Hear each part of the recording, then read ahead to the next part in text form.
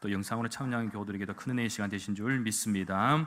오늘 이 시간 우리에게 주신 하나님의 말씀입니다. 하나님의 말씀은 구약 성경 사무엘상 2장 26절의 말씀입니다. 구약 411면쯤입니다.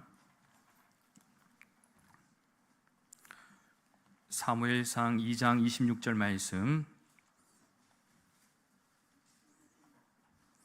우리 한 구절의 말씀이기 때문에 한 목소리를 같이 합독하도록 하시겠습니다.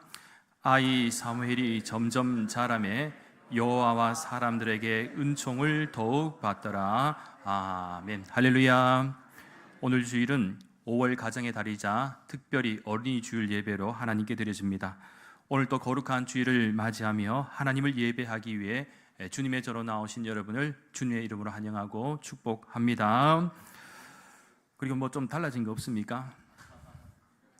제가 달라진 게 저를 보지 마시고 밑에 보면 강대상이 좀 달라졌죠. 야, 좀 세련되게 보이죠? 예. 우리 당회에서 이번에 큰 마음 먹고 새로 바꿨습니다. 특별히 이유가 있어요. 그 발판을 했더니만 좀 발판이 좀 위험하기도 했어요. 위험하기도 하고 해서 이제 강대상 높이는 키 작은 분들도 배려해서 좀 낮추었고요. 대신 이 길이 넓이는 조금 더 큰 걸로 해서 그렇게 했으니까 뭐 더 좋은 것 같습니다. 저도 이게 습관이 무섭다고 지난주까지는 발판 위에 있다가 오늘 갑자기 일부 예배 때 발판도 없는데 발을 들고 이렇게 야, 저 떡 내려보니까 느낌 이상해요. 발판이 없다.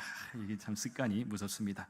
자, 오늘 이 시간에는 이렇게 한번 따라 하시겠습니다. 앞뒤 좌분들에게 이렇게 한번 말씀하십시오. 하고 싶은 대로 하십시오. 하고 싶은 대로 하십시오. 예. 한 번 더 인사하겠습니다. 어린아이와 같은 순수함으로 삽시다. 아멘. 할렐루야. 사실 살아가면서 하고 싶은 대로 할 수 있는 일이 얼마나 될까요? 그죠? 사실 많지가 않습니다. 하고 싶은 대로 하면 너무너무 좋겠지만 그렇지가 않습니다. 그래도 할 수만 있다면 좋은 일, 선한 일에는 하고 싶은 마음이 넘쳐날 수 있고, 무엇보다 그 모든 일이 하나님께 영광이 되는 일이라면 기쁨으로 할 수 있는 은혜가 있기를 예수님의 이름으로 간절히 축원합니다. 그리고 오늘 이 시간에도 하나님께서 여러분에게 은혜 주시기를 간절히 소망합니다. 말씀 전에 한 가지 팩트 체크와 정정 보도를 하고 말씀을 좀 나누도록 하겠습니다. 제가 얼마 전 수요 예배 때인가 것으로 이제 생각을 하고 있는데요. 요즘 미세먼지와 꽃가루로 인하여서 많은 분들이 고생하는 점에 대해서 언급하면서 대구시화가 제가 이팝나무라고 한 적이 있습니다. 혹시 기억하시는 분은 기억하실 텐데 이팝나무라고 한 적이 있었고, 또 이팝나무에서 꽃가루가 너무 많이 내려서 차량이 노랗게 물들었다고도 했었던 적이 있었는데요.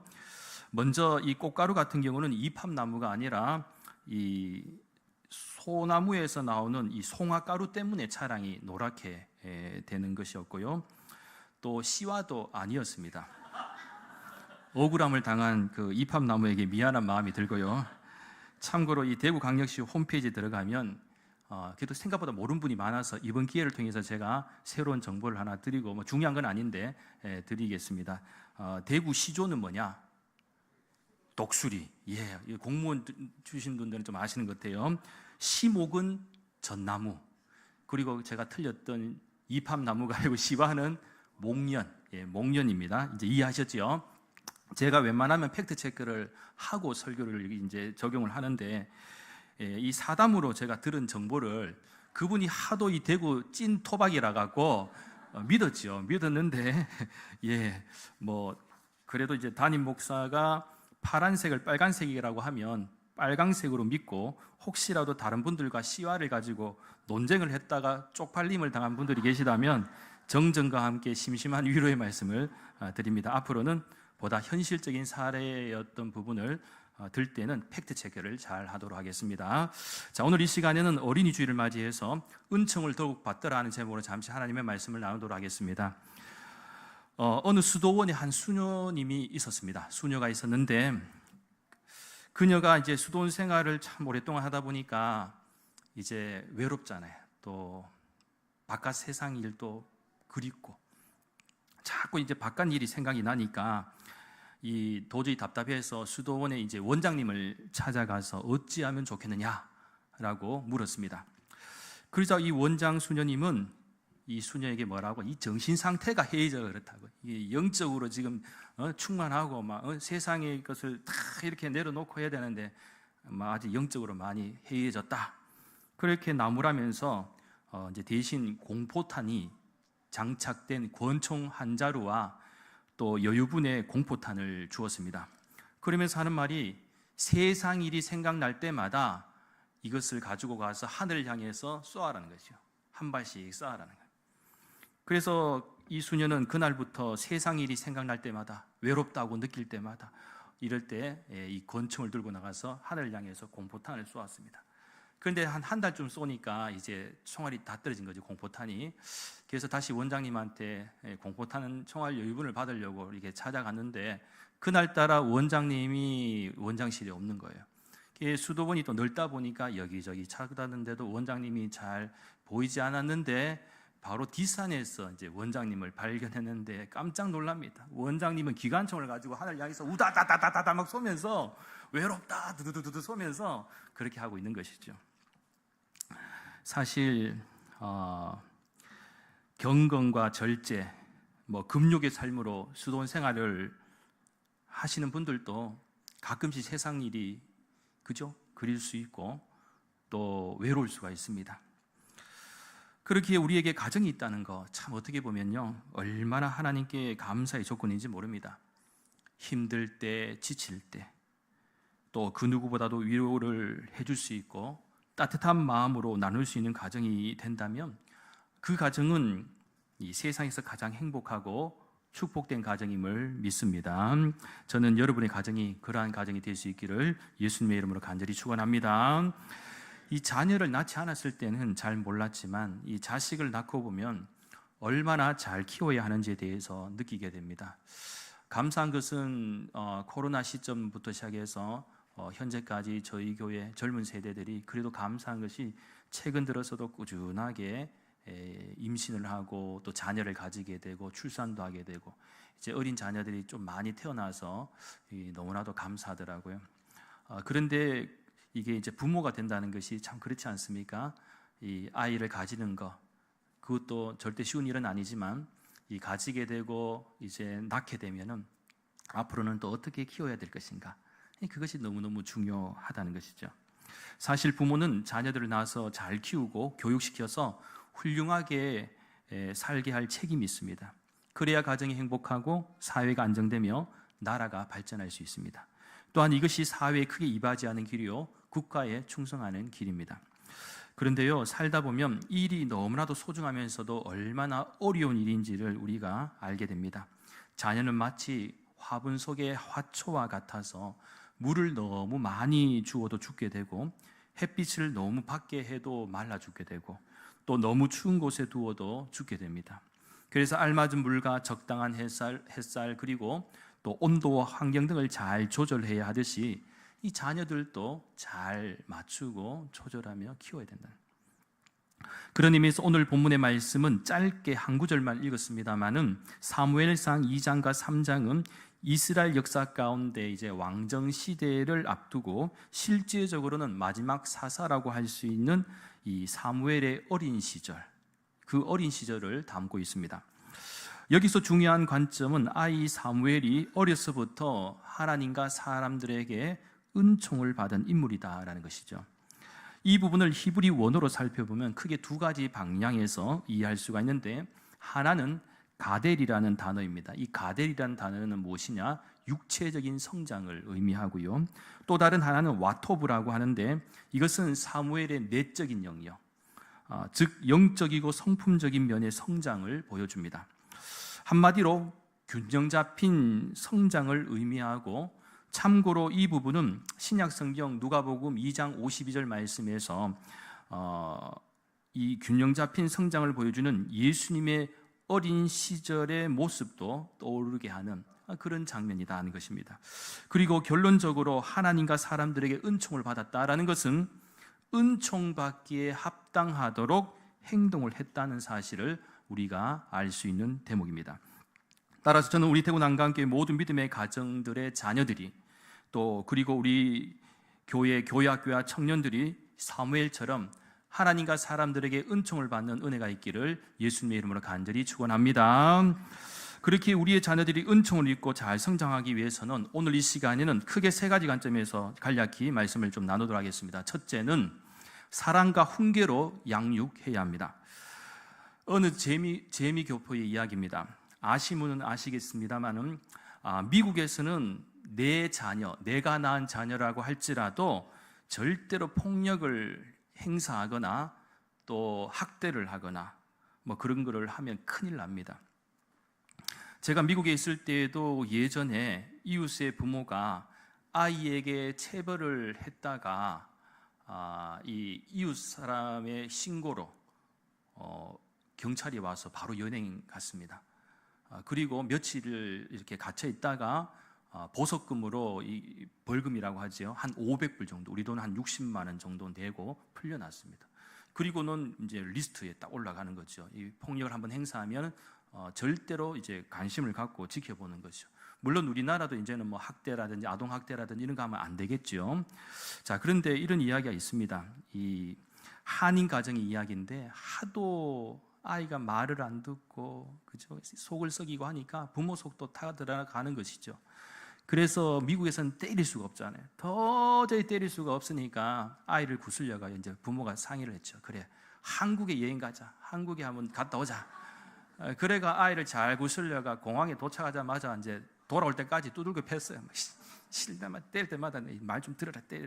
그거 한다고 폭력 학대 수준은 아닙니다. 그냥 좀 말 좀 들으라고. 미국에서도 못하는 걸 한국에 와서 여행할 때마다 말 좀 들어, 말 좀 들어라. 실컷 때리고 난 후에 이제 다시 미국으로 돌아갔다는 이야기입니다. 글쎄요, 실화인지는 잘 모르겠습니다만은 얼마나 속상하고 약이 올랐으면 그랬을까 하는 생각을 해봅니다. 그런데 웬만하면 부모님의 말씀에 순종하고 부모 속을 썩이지 않는 자녀가 있다면 여러분 그 자녀들은요, 여러분이 업어주셔야 됩니다. 얼마나 고맙습니까? 그렇다고 부모 속을 썩이는 자녀가 변화되지 말라는 법도 없으니 그래도 부모는 자녀를 사랑으로 길러야 합니다. 그러나 사랑하는 만큼 여기서 중요한 것은 자녀에 대한 사랑을 옳게 할 수 있어야 된다. 옳게. 사랑만이 무조건 좋다고 해서 잘못된 부분을 지적하지 않으면 모른 대로 살아가거든요. 자신이 잘못했다는 것을 모르고 산다 하면 나중에는 그것이 더 큰 문제로 다가올 수 있다는 것입니다. 그래서 거기에는 사랑의 훈련도 필요하겠지만 이 뭐라고 할까요? 훈계도 필요하다는 것. 무엇보다 여기서 중요한 것은 부모의 사랑이 자녀에 대해서 균형과 공평함이 있어야 합니다. 잘한 것은 칭찬해주고 못한 것은 훈계를 통해서 무엇이 잘못되었는지를 분명하게 가르쳐 주는 것이죠. 그리고 여기서 또 중요한 것은요, 훈계를 할 때는 감정을 실어서는 안 된다는 거예요. 부모가 자신의 감정을 실어서 하면 안 된다는 거. 그러면 자녀도 그것이 상처가 돼가 그대로 부모와의 그런 모습을 자기도 모르게 닮아갈 수 있는 것이죠. 그래서 이 부분에서는 무엇이 문제인지 잘못인지를 대화를 통해서 우리가 잘 풀어가야 된다는 것. 그리고 부모가 사랑한다는 것은 자녀에게 끊임없는 관심을 보여주는 것이 중요한 것인데 어쩌면 미움보다 더 무서운 것이 뭐냐? 무관심입니다. 부모의 무관심은 자녀를 방치하게 될 것이고 자녀가 잘못된 길을 갈 수 있는 가장 첫 번째 지름길이 될 수가 있다는 것이죠. 그래서 관심이 참 중요하다. 연예인들도 제일 무서워한 게 뭔지 아시죠? 무관심이에요. 인기가 없어지는 거, 사람들의 기억 속에서 잊혀지는 거 두려워합니다. 정치인도 마찬가지, 표를 받고 사는 정치인도 마찬가지. 그리고 또 노년에도 마찬가지죠. 외롭잖아요. 자꾸 잊혀져가는 존재가 된다는 게 좀 슬프기도 합니다. 그래서 자녀들에게는 많은 관심과 더불어서 칭찬과 격려를 잘 해주어야 됩니다. 너는 안 돼, 할 수 없어, 그 정도밖에 안 되니 때려치워라, 뭐 이런 부정적인 말을 계속해서 들으면 자녀는 스스로 낮은 자존감에 빠지게 되고 기가 펼 수 없어요. 기를 펼 수가 없게 되는 것이죠. 가정에서부터 기를 죽이면요, 나가서도 기를 펴지 못한다는 것이죠. 그래서 제가 딱 지금까지 봤을 때 보면 가정에서 사랑받은 자녀, 물론 성격적인 부분도 있긴 있어요. 성격적인 부분도 있는데 가정에서 사랑을 받고 자란 아이의 특징이 있어요. 나가면 막 기가 좋아하고 막 밝아요. 막 표정도 밝고 막 항상 뭔가 긍정적이고 그래. 근데 맨날 기죽은 친구들은 보면 이렇게 뭔가 이렇게 그죠? 의기소침하고. 제가 중학교 시절에 친했던 친구가 2명이 있었는데요. 그때 한 반에 학생 수가 많을 때는 한 50명, 적을 때는 한 40명 정도였던 걸로 기억합니다. 그래서 반에서 한 친구는 1등 하는 친구였고 또 한 친구는 40등 정도 하는 친구였습니다. 그런데 1등 하는 친구가 늘 표정이 어둡더라고요. 나중에 알고 보니까 그 친구가 1등을 놓친 경우, 2등을 한다든지 혹시라도 실수해서 3등을 한 경우에는 집에서 부모님께 너무 호된 질타를 받은 것이죠. 이게 1등 외에는 용납을 안 해주는. 그런데 40등 하는 친구가 35등 하고 30등 하니까 부모가 너무 좋아하는 거예요. 이야, 네 35등, 5등이나 올라간다. 10등 올라가니까 맛있는 거 막 사주고, 야, 너 희망 있다. 그러면서 막 칭찬을 하는 거예요. 그러니까 이 1등 하는 친구가 기죽어 있고, 이 40등 하는 친구는 막 기살아가 있는 거죠. 여러분, 누가 더 행복해 보입니까? 물론 공부 열심히 하면 성공할 수 있는 확률은 더 높겠지만, 그렇다고 반드시 행복할까요? 절대 그렇지가 않습니다. 마음에 상처가 있는 친구는 커서도 이 부분이 치유되고 회복되지 않으면 늘 불행하게 된다는 것이죠. 따라서 우리 대구 난강교회 모든 믿음의 가정들은 자녀들을 대할 때 사랑으로 대해야 돼. 잘한 것은 칭찬과 격려를 아끼지 마시고 혹시라도 잘못한 일에 대해서는 균형 있고 공평한 훈계를 통해서 자녀들이 정확하게 알 수 있도록 지혜롭게 잘 감당할 수 있는 은혜가 있기를 예수님의 이름으로 간절히 축원합니다. 둘째는 부모가 신앙의 기본이 되어야 됩니다. 좀 제가 예전에 한번 잠깐 언급한 적이 있을 것 같은데요. 혹시 기억하지 못하신 분들을 위해서 한 번만 더 말씀을 드린다면, 유아교육과 교수님이 계셨습니다. 이 유아교육과 교수님이니까 아이들을 주로 심리라든지 이런 것을 상담도 잘 하시고, 특별히 강의 같은 거는 학생들에게도 가르치고, 또 세미나 같은 경우에서 가르치고 하는 아주 인기 있는 그런 교수님이셨습니다. 그런데 나가서는 교수님 너무 명강입니다, 좋습니다 하고 우리 애가 변했어요 막 하는데, 보니까 진작 자기 집의 자녀가 말썽꾸러기고 안 변하는 거예요. 그래서 생각을 하죠. 그래, 내가 강의를 하면서 남들에게는 잘 키워라고 이렇게 하면서 내 자녀를 이렇게 못한다는 것은 이거는 부끄러운 일이다. 그래서 이제 자기도 한번 제대로 교육해 보겠다고 마음을 먹었죠. 애가 막 장난치고 말 안 들을 때 두 손을 딱 잡고 두 팔을 잡고 이렇게 얘기하죠. 아가야, 우리 한번 생각해 보자꾸나. 그러니까 평상시에 엄마가 막 혼내고 막 이러다 갑자기 손잡고 우리 한번 생각해 보자꾸나 하니까 애가 눈이 동그래지면서 우리 엄마가 변했나? 이래갖고 처음에 말 들었어. 두 번째도 막 떠들고 막 하니까 또 두 팔 잡고 아가야, 우리 생각 한번 해보자꾸나. 먹혀 들어갔어요. 또 그러니까 세 번째 또 팔 잡고 아가야, 우리 생각하는데 싫어 엄마 나 생각하는 거 싫어 그러면서 막 그러는 거죠. 이 좋은 것도 자꾸 하면은 이게 안 된다. 하여튼 지혜가 필요하죠.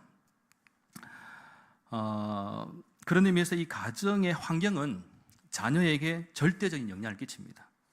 그렇기에 자녀를 올바로 키우기 위해서는 부모가 먼저 자녀에게 모범된 생활과 신앙을 보여줘야 합니다. 예배의 모범, 기도의 모범, 찬양의 모범, 전도의 모범, 교회에서의 봉사와 헌신의 모범, 하나님께 예물 드리는 모범까지도 본을 보여준다. 이 삶 속에서도 아버지답게, 어머니답게 참 존경받을 수 있는, 내가 가장 존경할 수 있는 분이 누구냐? 우리 부모님이다 라는 이 고백을 받으면 이건 최고의 기쁨이죠. 알면 아는 대로 순종하고 따라가지만 모르면 모른 대로 살게 된다는 것입니다. 이스라엘 역사 가운데도 이스라엘 백성들이 하나님의 말씀을 자녀들에게 잘 전승하고 가르쳤을 때에는요, 영적으로 깨어 있었고 그 믿음을 잘 이어갈 수 있었습니다. 그러나 어느 순간 우상을 섬기고 세속화에 휩쓸리다 보니 이 한 세대만 넘어가도 하나님을 알지 못하는 다른 세대가 되어버린다는 거예요. 특별히 우리가 잘 알고 있는 디모데 같은 경우도 사도 바울이 그렇게 아들처럼 칭찬하고 격려했던 이유가 무엇입니까? 바로 어려서부터 하나님의 말씀을 알고 부모님으로부터 이어받은 신앙을 잘 지키고 순종했기 때문이다. 그리고 그 뒤에는 어머니 유니게와 외조모 로이스의 모범된 신앙생활도 있었다는 것이죠. 그래서 구약성경 잠언서 22장 6절 말씀에서 잠언서 기자는 이렇게 교훈하지요. 마땅히 행할 길을 아이에게 가르치라. 그리하면 늙어도 그것을 떠나지 아니하리라. 우리가 마땅히 가르쳐야 되는데 그 마땅히 가르치는 것의 최고의 교육은 뭐냐? 부모님이 먼저 모범을 보이는 것. 부모님이 하는 모습을 자녀들은 담게 되어 있다는 것이죠. 이게 가장 중요하다는 것. 저는 우리 대구 난강교회 모든 믿음의 가정들이 자녀가 존경할 수 있는 믿음의 본을 보이는 부모님들이 될 수 있기를 예수님의 이름으로 간절히 축원합니다. 마지막 셋째는 기도로 양육해야 됩니다. 나태주 시인이 쓴 풀꽃이라는 시가 있습니다. 그 시를 보면 이렇게 표현하고 있죠. 자세히 보아야 예쁘다. 오래 보아야 사랑스럽다. 그리고 너도 그렇다. 너도 그렇다.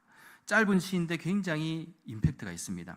작고 수수하지만 볼수록 예쁘고 사랑스러운 풀꽃을 소재로 세상 모든 존재가 자기 나름대로의 가치와 아름다움을 가지고 있다라는 의미에서 그렇게 시를 지었고, 결국 너라는 대상, 이것은 사실은 우리가 관심이 없으면 그냥 지나쳐버릴 수 있어요. 들풀도 마찬가지죠. 꽃들도 마찬가지.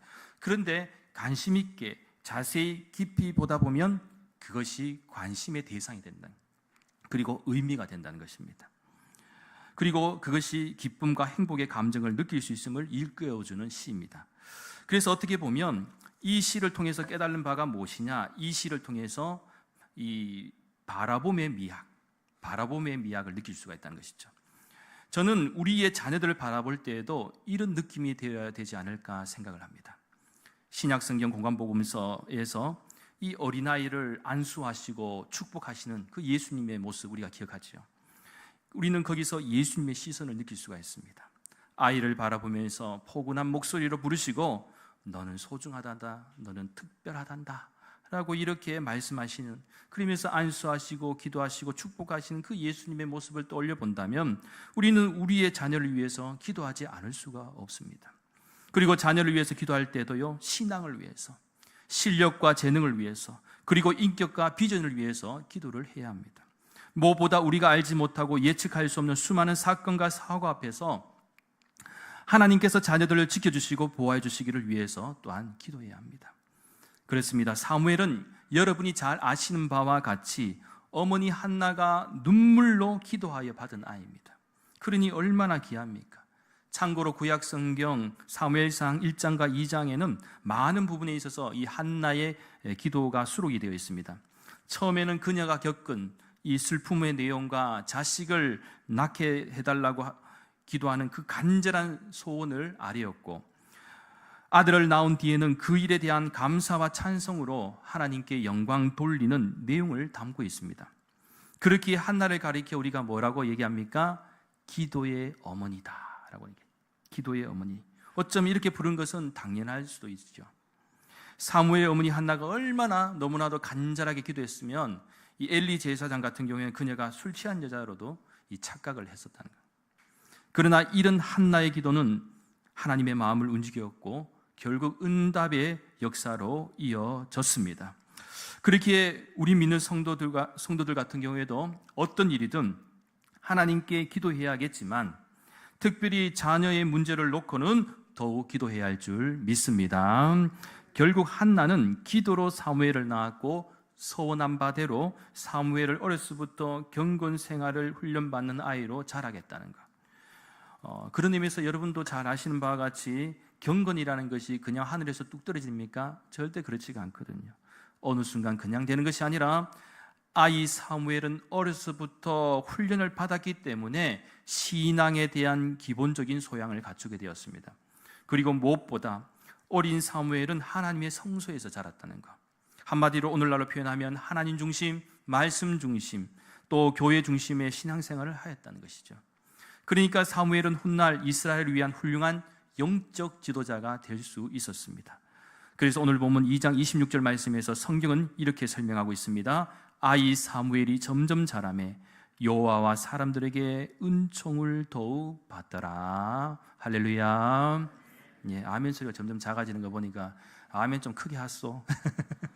예, 오늘 점점 더워지는데 다음 주부터는 에어컨 좀 더 빵빵하게 틀어주시고 예, 다시 한 번 더 믿으십니까? 저는 이러한 은혜와 축복이 여러분의 자녀들에게 있기를 간절히 소망합니다. 그리고 특별히 부탁드리고 싶은 것은 우리는 자녀를 볼 때 늘 자녀의 눈으로 시선으로 바라보는 훈련도 필요합니다. 자녀가 어떨 때 힘이 드는지, 어떨 때 아파하는지, 세심하게 자녀를 볼 수 있는 눈이 있다면 상방 소통이 가능하게 될 것입니다. 그리고 소통이 되는 순간 자녀는 부모의 뜻을 따르게 되어 있습니다. 사랑하는 여러분, 꼭 기억하십시오. 우리 자녀들의 미래는 바로 전능하신 하나님 손에 달려 있습니다. 믿으십니까? 그렇게 우리는 이렇게도 말할 수 있습니다. 자녀의 미래는 기도하는 부모의 무릎에 달려 있다. 여러분의 무릎에 달려 있다는 것이죠. 사실 우리가 자녀를 뒷바라지한다고 하지만 얼마나 잘할 수 있습니까? 하루 24시간 내내 여러분 할 수 있습니까? 어디든지 따라다니면서 또 할 수가 있나요? 오히려 자녀들이 더 싫어할 거예요. 너무 따라다니지 말라고. 뿐만 아니라 우리 인생이 짧은데 자녀의 인생을 평생 책임져 줄 수 있나요? 절대로 쉽지가 않은 일입니다. 따라서 좀 부족하더라도 부모가 자녀를 위해서 할 수 있는 가장 중요한 것은 뭐냐? 기도 뒷바라지를 잘하면 하나님이 도와주실 것입니다. 할렐루야. 사물의 인생은 그 부모가 드린 눈물의 기도를 듣고 하나님께서 만들어주신 걸작품임을 기억하시기 바랍니다. 바라옵기는 2024년 어린 주일을 맞이하며 저는 우리 대구 난강교회의 모든 믿음의 부모님들이 우리 자녀를 위해서 눈물로 기도하는 부모님이 될 수 있기를 간절히 소망합니다. 그래서 이 험하고 거친 세상 속에서 우리의 자녀들이 믿음 안에서 올바르게 잘 자라 오늘 본문의 사무엘처럼 하나님과 사람들에게 은총을 받아 잘 성장하여 나라와 민족을 위해 크게 쓰임받을 뿐만 아니라 훌륭한 믿음의 세대를 잘 이어갔던 것처럼 우리 대구 난강교회의 모든 믿음의 가정들과 자녀들 역시 이러한 은혜와 역사가 있기를 예수님의 이름으로 간절히 축원합니다. 기도드리겠습니다. 거룩하신 하나님, 감사를 드립니다. 자녀는 하나님께서 주신 태의 열매요 하나님이 주신 상급과도 같음을 고백합니다. 우리에게 주신 자녀들, 이 땅의 모든 자녀들에게 복을 주시고 이 세대가 하나님을 모르는 세대가 아니라 예수님을 잘 믿어 복을 받는 세대, 하나님의 인도하심과 보호하심을 받는 세대가 되게 하여 주시옵소서. 그래서 오늘 본문의 아이 사무엘처럼 하나님과 사람들에게 은총을 더욱 받는 자녀들이 되게 하여 주시고, 특별히 이 일을 위해서 오늘 주신 말씀처럼 사랑과 훈계로 양육하고 부모가 먼저 믿음의 본을 보이며 나아가 자녀를 위해 기도로 양육하는 믿음의 부모가 되게 역사하여 주시옵소서. 감사를 드리며 모든 말씀 거룩하신 예수님의 이름으로 간절히 기도하옵나이다.